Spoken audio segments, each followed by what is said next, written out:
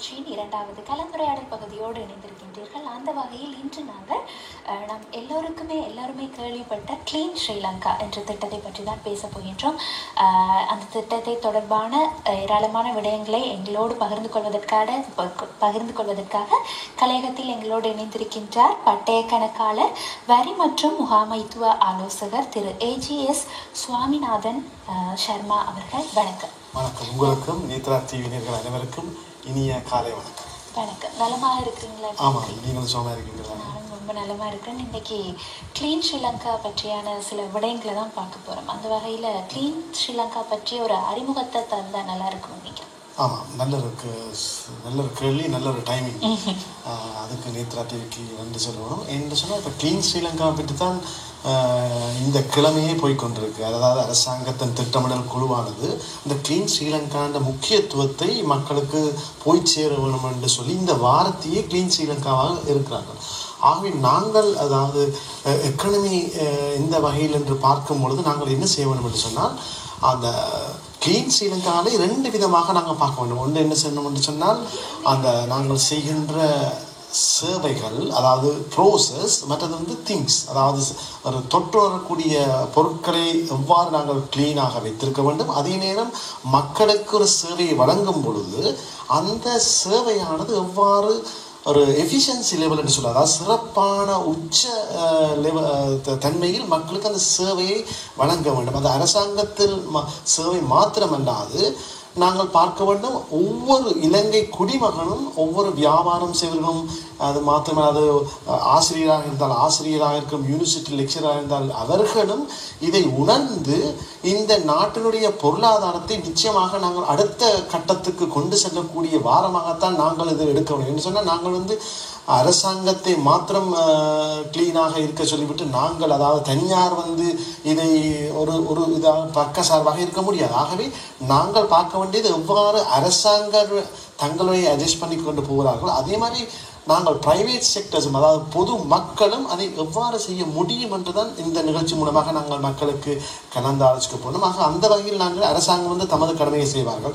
உதாரணமாக என்ன செய்ய போகிறார்கள் என்று சொன்னால், அலுவலகத்தில் உள்ள தேவையற்ற பொருட்களை, தேவையற்ற ஃபைல்களை அது இல்லாமல் செய்துவிட்டு சேவை வழங்குவதற்காக தேவையான பொருட்களும் அதற்குரிய டெக்னாலஜிகள், குறிப்பாக இப்போ பிளாட்ஃபார்மில் தான் எல்லாம் நடந்து கொண்டிருக்கிறது. ஆகவே அரசாங்கம் ஒரு சேவையை சிஸ்டத்தில் கொண்டு வரும் பொழுது எது தேவை எது தேவையில்லை என்று, உதாரணமாக நாங்கள் எல்லோருக்கும் தெரியும், ஒரு மொபைல் ஃபோனை பாவித்தாலோ அல்லது கம்ப்யூட்டரை பாவித்தால் ஒரு குறுகிய காலத்தில் அவுடேட்டடாக வரும். அது அதாவது ஃபீச்சர்ஸ் மேட்ச் ஆகுதில்லை என்று சொல்லுவோம், அல்லது சிங்க்ரனைஸ் ஆகவில்லை என்று சொல்லுவோம். ஆகவே இந்த வகையான செய்யும் பொழுதுதான் அந்த சேவைக்கு வழங்க முடியாத தன்மையில் நாங்கள் எது தேவையில்லையோ அதை நாங்கள் ஒரு செய்து விட்டு, உதாரணம் நாங்கள் எங்களை பண்டிகையை பார்த்துருப்போம், தைப்பொங்கலாக இருக்கலாம், தீபாவளியாக இருக்கலாம், ஒவ்வொருவருடைய பண்டிகையும் பொழுது நாங்கள் அது தேவையில்லை போகி பண்டிகை என்று சொல்லுவோம். கழித்தலும் அதே தான் நாங்கள் சொன்ன ஒவ்வொருவரும் தங்களுடைய கலை கலாச்சார பண்பாடு மூலமாக செய்தாலும் இது ஒரு அரசாங்கமே முழு நாட்டு மக்களுக்கு கேட்கும் பொழுது இது மிகவும் ஒரு நன்மையாகத்தான் நான் கருதுகிறேன். அந்த வகையில் அரசாங்கத்துடைய சேவை எஃபிஷியன்சி லெவல் கூட போகுது. அது மாத்திரமில்லாது இது முக்கியமான இருக்கிற காரணம் என்று சொன்னால், அரசாங்கம் இப்போ முதல் வருஷம் போய்கொண்டிருக்கு. இதில் மக்கள் நிறைய எதிர்பார்த்து கொண்டிருக்கிறார்கள். ஆக இந்த வகையில் நல்ல ஒரு அடித்தளத்தை போடுகிறதை நான் கருதுகின்றேன். இந்த கிளீன் ஸ்ரீலங்கா திட்டத்தின் மூலம் நாட்டினுடைய பொருளாதாரத்தில் ஏற்படக்கூடிய மாற்றங்கள் என்னவாக இருக்கும் என்று எதிர்பார்க்கிறேன்? ஆமாம், நல்ல கேள்வி. என்ன சொன்ன கடைசியாக என்ன வரும் என்று சொன்னால், நாங்கள் நாட்டுடைய பொருளாதாரத்தின் ஜிடிபி சொல்லுவோம், பொருளாதாரத்தை அடுத்த கட்ட உச்சத்துக்கு கொண்டு செல்வதால் இதற்கு. ஆகவே நாங்கள் அந்த இன்எஃபிஷியன்சி லெவலை குறைத்து விட்டால் நிச்சயமாக அரசாங்கத்துடைய சிறப்பு தேர்ச்சி, அதாவது அதனுடைய சேவை வழங்குதல் மிகவும் உச்ச நிலையில் இருக்க போகிறது. உதாரணமாக நான் எங்களோட எக்கனமி சைடை பார்த்தோன்னு சொன்னால், அரசாங்கம் ஒரு கொள்கைகளை திட்டமிடும் பொழுது அந்த திட்டமிடம் செய்வதற்கு என்ன பொருட்கள் தேவை, என்ன அதுக்குரிய சப்போர்ட்டிவ் சர்வீஸ் தேவை என்று இனம் காணக்கூடியதாக இருக்கும். ஆகவே அதுக்கு துல்லியமாக பட்ஜெட் செய்து, அந்த பட்ஜெட் செய்யும் பொழுது அதுக்கு ஒதுக்கப்பட்ட நிதியை ஒழுங்காக பாவிக்க வேண்டும். ஏனென்று சொன்னால், அந்த நிதியானது எவ்வாறு அரசாங்கத்துக்கு வருது என்று சொன்னால் மக்களுடைய வரிப்பணம். ஆகவே இவ்வளவு காலம் நாங்கள் பார்த்திருப்போம், மக்களுடைய வரிப்பணம் வீணடிக்கப்பட்டுள்ளது. ஆகவே இந்த செயற்பாடு கிளீன் ஸ்ரீலங்கா செயற்பாடு மூலமாக அரசாங்க செலவு, அதாவது அரசாங்கம் எவ்வாறு செலவு என்று செய்கிறது, மக்களுடைய வரிப்பணத்தை எடுத்து அந்த வரிப்பணம் எவ்வகையில் செயற்பட போகின்றது என்பதை அரசாங்கம் இப்பொழுது சொல்லியுள்ளார்கள். நாங்கள் எடுக்கின்ற சேவையை எவ்வாறு நாங்கள் வழங்குகிறோம் என்று அறிவிக்கும். உதாரணமாக எடுத்துக்கொண்டால் யாழ்ப்பாணத்தில் இப்போ சென்ற வாரம் திங்கட்கிழமை ஜனாதிபதி புதிய பாஸ்போர்ட் ஆஃபீஸை திறந்தார். அந்த பெயர் பலகையிலே அழகாக போட்டிருந்தார், மக்களுடைய பணத்தின் மூலமாக மக்களுக்கு சேவை வழங்குவதாக. உண்மையாக நன்மை ஒரு எல்லோருடைய அட்ராக்ஷன் ஆகக்கூடாது, எல்லோருடைய நன்மதிப்பை ஒரு செயல் மூலமாக அவர் பெற்றுக்கொண்டதை நான் காணக்கூடாது. ஆகவே இதன் மூலமாக பொருளாதாரம் கிராமத்தை நோக்கிய போகுது. உதாரணமாக ஒரு கிளம்பை மாத்திரம் சென்ட்ரிக் இல்லாமல், அது கன்சன்ட்ரேட்டட் இல்லாமல் முழு நாட்டின் மூலமாக மக்கள் சேவை வழங்க போகின்றது. இவ்வாறு வழங்குவதன் மூலமாக உதாரணமாக நாங்கள் எடுக்க வேண்டும் என்ற இந்த டூரிஸ்ட் இலங்கைக்கு கூடுதலாக வருகின்றார்கள். இந்த கடைசி ஒரு வருஷத்தில் இலங்கையில் டூரிசம் இன்கம் கூடுதலாக இருக்கிறது. அந்த டூரிசம் கொழும்பில் மாத்திரம் இல்லாது முழு நாட்டிலும் இருக்கிறார். எல்லைக்கும் போகிறார்கள், நுவரெலியா போகின்றார்கள், கண்டிக்கு போகின்றார்கள், மட்டக்களப்பு, திருகோணமலை, யாழ்ப்பாணம், இந்த இலங்கை முழுக்கும் போகும்பொழுது அவர்களுக்கு அவர்கள் தங்கள் நாட்டில் அபிவிருத்தி அடைந்த நாட்டிலிருந்து வருவார்கள். ஆகவே அவர்கள் எதிர்பார்க்கக்கூடிய சேவையை நம்மால் உண்மையாக வழங்க முடியாமல் திணறிக் கொண்டிருக்கிறோம். ஆகவே இந்த வகையில் அவர்களையும் நாங்கள் கவரக்கூடியதாக இருக்கும். ஒரு நாட்டுக்கு ஒரு நல்ல நன்மதிப்பு வரப்போகுது. இந்த வகையில் அந்நிய செலாவணி வருமானம் அதிகரிக்க போகின்றது.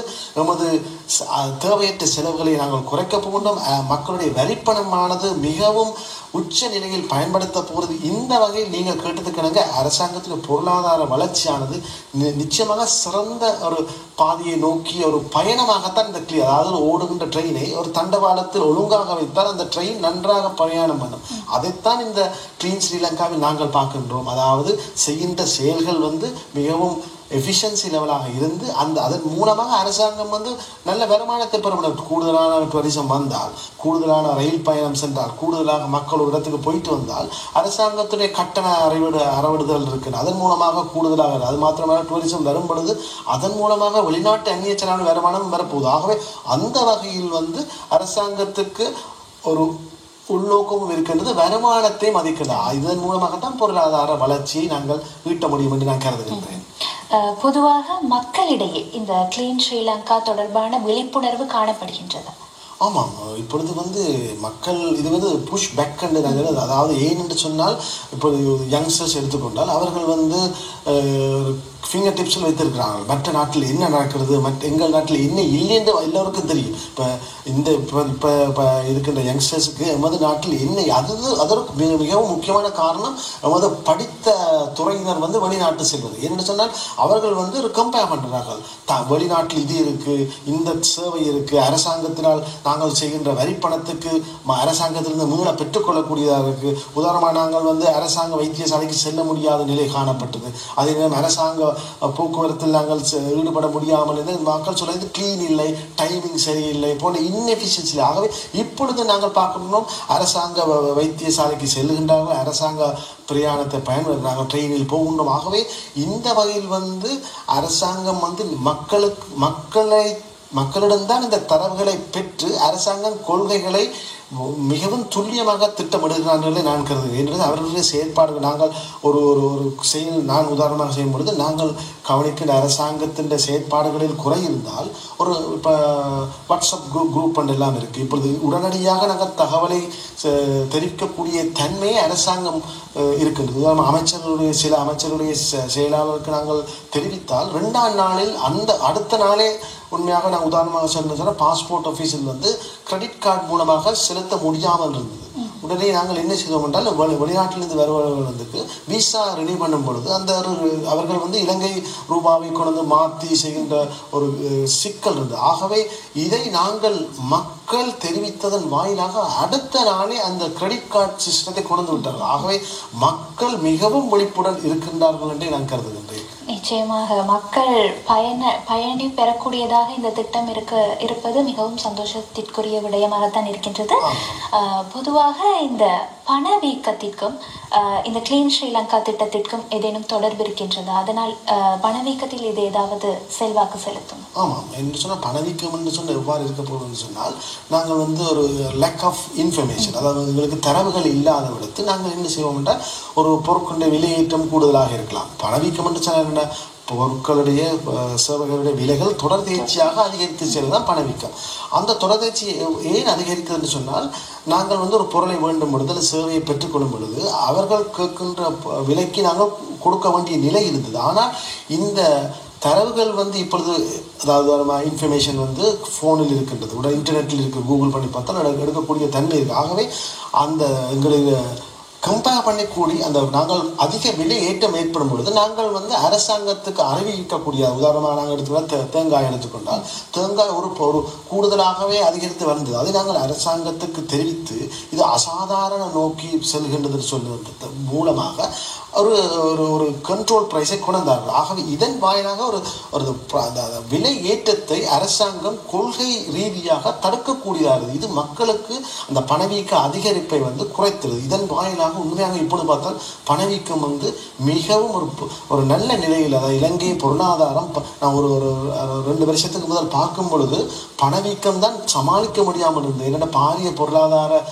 பிரச்சனையை நாங்கள் மீண்டெழுந்து வந்து ஒரு IMF கூட எங்கள் நாட்டுடைய வளர்ச்சியை கண்டு உண்மையாக ஆச்சரியப்பட்டு விட்டார்கள். ஒரு மிக குறுகிய ஒரு வருஷத்தில் இந்த வகையில் இலங்கையானது ஒரு டேர்ன் அரவுண்ட் சிச்சுவேஷன் என்று சொன்னால், அதாவது மீண்டெழுந்து வருகின்ற குறுகிய காலத்தில் இந்த ஒரு உலகத்தில் எந்த ஒரு நாடும் இல்லை. உண்மையாக அந்த வகையில் நாங்கள் பெருமைப்பட வேண்டும். அந்த வகையில் அதற்கு மிக முக்கிய காரணம் என்று சொன்னால், பொருட்களின் விலை ஈட்டத்தை மக்கள் வந்து அதிகரிக்க விடவில்லை. ஏன்னா மக்கள் உடனடியாக தங்களுடைய கொள்வனவை என்ன செய்தனால ஒரு விலை கூடுது அப்படி என்றால் டிமாண்ட் கூடும் பொழுது, கேள்வி கூடும் பொழுது விலை கூடும்.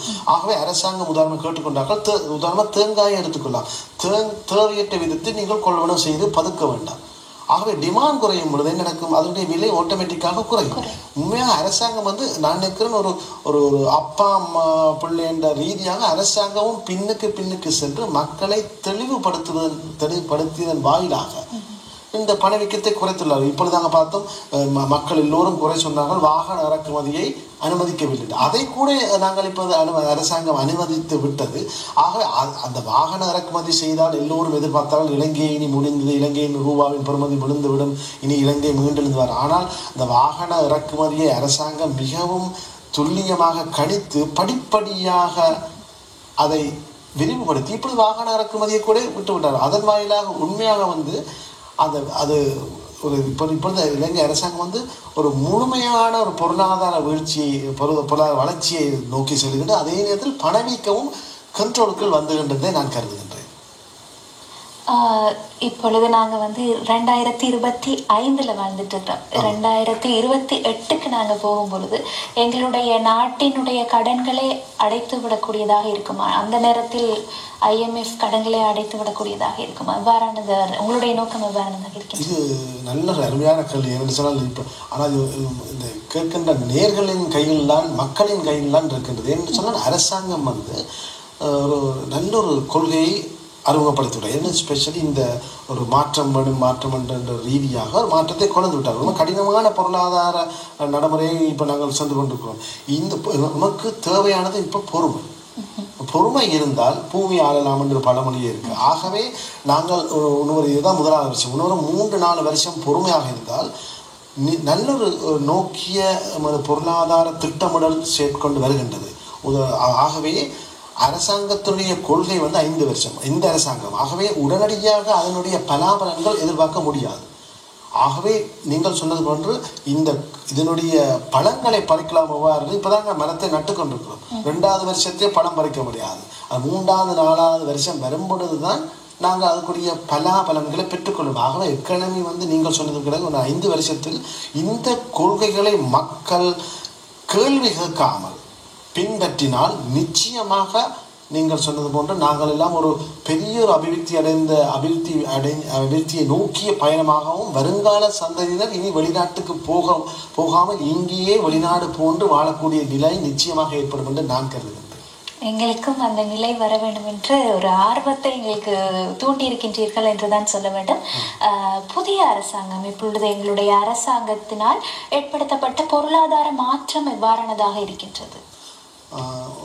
கடினமான பொருளாதார கொள்கையை தான் வைத்துள்ளார்கள் என்றாலும் அது நன்றாகத்தான் இருக்கின்றது. ஏனென்று சொன்னால் அவர்கள் அந்த அரசாங்கத்தினுடைய முக்கியமான நோக்கம் என்னென்று சொன்னால் இலங்கை ஒரு பகுதி அபிவிருத்தியை நோக்கம் இல்லாமல் முழு நாட்டையும் அபிவிருத்தி நோக்கமாக, உதாரணமாக சொன்னால் வடக்கு கிழக்கு தெற்கு மாத்திரமில்லாது வடகிழக்கு அதாவது இலங்கை முழுவதுமாக, அதற்கு உதாரணமாக நாங்கள் இலங்கையை 7 மாகாணமாக பிரித்து 7 மாகாணத்தை நோக்கிய வளர்ச்சியை அரசாங்கம் கடந்த வாரம் அறிவித்துள்ளார். உதாரணமாக வடக்கில் காங்கேசந்துறையை நோக்கிய ஒரு BOI மூலமாக வெளிநாட்டு அந்நிய முதலீடுகளை ஈர்க்கும் முகமாக காங்கேசந்துறைக்கு வருகின்றது. அதே மாதிரி பரந்தரை ரசாயன தொழிற்சாலை வரப்போகின்றது. அதே மாதிரி கிழக்கில் வரப்போகின்றது. ஹம்பாந்தோட்டையில் ஃபார்மசூட்டிக்கல் ப்ரொடக்ஷனை நோக்கிய திட்டங்கள் வருகிறது. ஆக இந்த BOI மூலமாக அரசாங்கமானது ஒவ்வொரு இலங்கை அந்த தன்மைக்கேற்ற நுவரெலியாவில் எடுத்துக்கொண்டால் டூரிசம் ஆகும், யாழ்ப்பாணத்தில் எடுத்துக்கொண்டால் டெக்னாலஜியாகவும் ஆடை தொழிற்சாலையும், பரந்தல் எல்லாருக்கும் தெரியும் பரந்தண்டாலே ரசாயன தொழிற்சாலை இருந்த இடம். அதை இனங்கண்டு துல்லியமாக கொள்கைகளை இடுகின்றார்கள். ஆகவே இது ஒரு நாடு வளர்ச்சியடைய வேண்டும் என்று சொன்னால் எவ்வாறு என்று சொன்னால் முழு நாட்டினுடைய வளர்ச்சியும் இருக்க வேண்டும், கிராமந்தோறும் இந்த வளர்ச்சியானது போய் சேர வேண்டும். உதாரணமாக கொழும்பு இந்த சிட்டிஸ் மாத்திரம் நன்றாக இருந்து கிராமத்தில் அந்த மக்கள் அதனுடைய உணராமல் இல்லாமல் இருந்தால் உண்மையாக வளர்ச்சி இல்லை. ஆக நாமல் இப்பொழுது பார்க்கக்கூடிய இருக்கிறது, நீங்கள் கொழும்பில் பார்க்கின்ற தலைநகரில் பார்க்கின்ற வசதிகள் மட்டக்களப்பில் போனாலும் ஓரளவு இருக்கின்றது, திருகோணமலையில் போனாலும் இருக்கின்றது, அதே மாதிரி நுவரெலியாவில் போனாலும் இருக்குது, யாழ்ப்பாணத்தில் போனாலும் இருக்குது. ஆகவே இதுதான் நல்ல ஒரு ஃபவுண்டேஷன். உதாரணமாக சொன்னால் ஒருபடி மேலாக சொன்னால் ஜனாதிபதி போகும்பொழுது கிரிக்கெட் ஸ்டேடியத்தை கூட சாவச்சேரியில் திறந்து அடிக்கல் நாட்டு விட்டார். இது உண்மையாக வளர்ச்சி. ஏன்னு சொன்னால் ஒரு ஏர்போர்ட்டோ அல்லது இப்படியான அந்த மன்னிக்கவும் மண்டை தேவில் அந்த சாவச்சேரி பக்கத்தில் இருக்கு. அப்போ அது சொல்றது சாவச்சேரி தான் இந்த ஏரியா, அதில் தான் மண்டை தேவி இருக்கின்றது. ஆகவே அந்த மாதிரி ஒரு அவ்வாறான பெரிய ஒரு இன்டர்நேஷனல் ஒரு ஈவெண்ட் நடக்கின்ற இடம் வந்தால் அதை சார்ந்த துறைகள், உதாரணமாக சொன்னால் டூரிசம் வரும், ஹோட்டல் துறை வளர்ச்சி வரும், உணவுத்துறை வளர்ச்சி வரும், ஹாஸ்பிட்டாலிட்டி வர போகின்றது, டிரான்ஸ்போர்ட்டேஷன் வர போகின்றது. ஆகவே இது ஒரு பபுள் இஃபெக்ட்னு சொன்னாங்க. தொடர் தேர்ச்சியாக ஒரு கூட்டு முயற்சியான அரசாங்க மக்களுடைய வளர்ச்சி ஏற்பட போகின்றது. ஆகவே இந்த வகையில் அரசாங்கம் ஒரு கொழும்பு கெத்தாராமல் ஸ்டேடியம் இருக்கின்றது, SSC ஸ்டேடியம் இருக்கின்றது. இப்போ அது மாத்திரம் இப்போ இங்கேயும் போகும்பொழுது முழு நாடை நோக்கிய பயணம் இருக்கப்படுது. ஆகவே உதாரணமாக அதை எடுத்துக்கொண்டால் ஸ்போர்ட்ஸில் கூட நாங்கள் ஒரு காலத்தில் நன்றாக இருந்தோம். அந்த வகையில் கூட நாங்கள் அதாவது இந்த நாடு ஒரு பல துறையில் வளர்ச்சியை ஏற்படுத்த போகிறது. ஆகவே அரசாங்கத்தினுடைய இந்த கொள்கை நன்றாக இருக்கின்றது. இந்த கொள்கையை நாம் மக்களுடைய கையில் தான் இருக்கின்றது. மக்கள் பொறுமையாகவும் இதை நாங்கள் ஒரு எமக்காக என்று சொல்லி நாங்கள் எடுத்துக்கொண்டு போனால் நிச்சயமாக ஒரு நல்ல நிலைக்கு வருவோம் என்றே நான் கருதுகின்றேன். நாட்டின் இந்த திட்டம் மேம்படுத்தப்படுகின்றது, கிளீன் ஸ்ரீலங்கா திட்டம். அந்த வகையில் அரசு ஊழியர்களின் பங்களிப்பு இதில் எவ்வாறானதாக இருக்க வேண்டும் பொருளாதாரத்தை மேம்படுத்துவதற்காக? உண்மையாகவே இந்த நிகழ்ச்சி மூலமாக சொன்னேன், அரசாங்க ஊழியர் உள்ளதை சொன்னால் எதிர்பார்க்கும் அளவுக்கு இல்லை என்றே சொல்லுவார். உதாரணம் நாங்கள் சொன்னால் ஒரு முனிசிபல் ஆஃபீஸுக்கு போனால் சேவை ஒரு ப்ரைவேட் ஆஃபீஸில் கிடைக்கின்ற சேவை அளவு இல்லை. அவர்களுக்கும் தெரியும், மக்களுக்கும் தெரியும். நாங்களும் சொல்லாமல் இருக்கணும் என்று சொன்னால் நாங்கள் சொன்னால் அவர்களுடைய கிடைக்கின்ற சேவையும் இல்லாமல் போய்விடும். ஆனால் இனி அவ்வாறு செய்ய முடியாது. ஏனென்று சொன்னால் நாங்கள் ஃபீட்பேக் சிஸ்டம் வந்துவிட்டது, கேள்வி கேட்கக்கூடிய தன்மை இருக்குது. அரசாங்க அதிகாரிகளுக்கு நாங்கள் முறைப்பாடு செய்யலாம். லஞ்சம் பெற்றால் உடனடியாக அவர்களுக்கு ஆக்ஷன் எடுக்கின்றார்கள். நாங்கள் இந்த கடந்த காலத்தில் நடந்த நிகழ்வுகளை பார்த்தால் அரசாங்க கொள்கை பகுப்பாளர்கள் மிகவும் துல்லியமாக அவர்களுக்குள்ளேயே ஊடுருவி அவர்களுடைய சேவை திறன் மக்களுக்கு இருக்கின்றதா என்று பார்க்கின்றார்கள். ஆகவே அரசாங்கத்துடைய ஊழியர்கள் இன்னும் அதிகமாக வேலை செய்ய வேண்டும். அவர்கள் டைமுக்கு வர வேண்டும். போனால் அரசு நான் இதன் மூலமாக குறை சொல்றேன், அரசு ஊழியர்கள் அந்த ஸ்கூல் ட்ராப் அண்ட் பிக்கப்லேயே கூடுதலாக டைமை ஸ்பெண்ட் பண்ணுறோம். அதை கூட என்ன சொன்னால் ரெஜிஸ்ட்ரார் ஆஃப் கம்பெனியை நாங்கள் எடுத்துக்கொண்டு சொன்னால் இலங்கையில் ஒரே ரெஜிஸ்ட்ரார் ஆஃப் கம்பெனி இருக்குது. ஆனால் அவர்கள் மக்கள் சேவை திங்களும் புதனும் மாத்திரம் இருக்குது. இந்த நிகழ்ச்சி மூலமாக நான் அரசாங்கத்துக்கு கேட்கின்றோம், 5 நாள்களும் சேவை வழங்க இவ்வாறு வழங்குவதன் மூலமாக மக்களுக்கு சேவை அதிகமாக இருக்கும். ஆகவே இந்த வகையில் அரச ஊழியர்களும் தங்களுடைய சேவையை அதிகரிக்க வேண்டும் என்று தாழ்மையுடன் கேட்டுக்கொள்கிறேன். நிச்சயமாக உங்களுடைய செய்தி எல்லோருக்கும் சென்று அடைந்திருக்கும் என்று நம்புகின்றோம். அந்த வகையில் இன்று கிளீன் ஸ்ரீலங்கா சேவை திட்டத்தை பற்றி ஏராளமான செய்திகளை எங்களுக்காக அறிய தந்திருந்தார் நிர்வாக இயக்குனர், பட்டய கணக்காளர், வரி மற்றும் முகாமைத்துவ ஆலோசகர் திரு AGS சுவாமிநாதன் சர்மா அவர்களுக்கு வேளையில் நாங்கள் நன்றிகளை தெரிவித்துக் கொள்கிறோம். அந்த வகையில் வணக்கம் நேத்ரா நிகழ்ச்சியில் இருந்து நாங்களும் விடைபெற்று செல்கின்றோம். மீண்டும் பேசலாம் இன்னும் ஒரு நிகழ்ச்சியில். உங்களிடமிருந்து விடைபெறும் நான் மனோஷியா திருமேனி. நன்றி, வணக்கம்.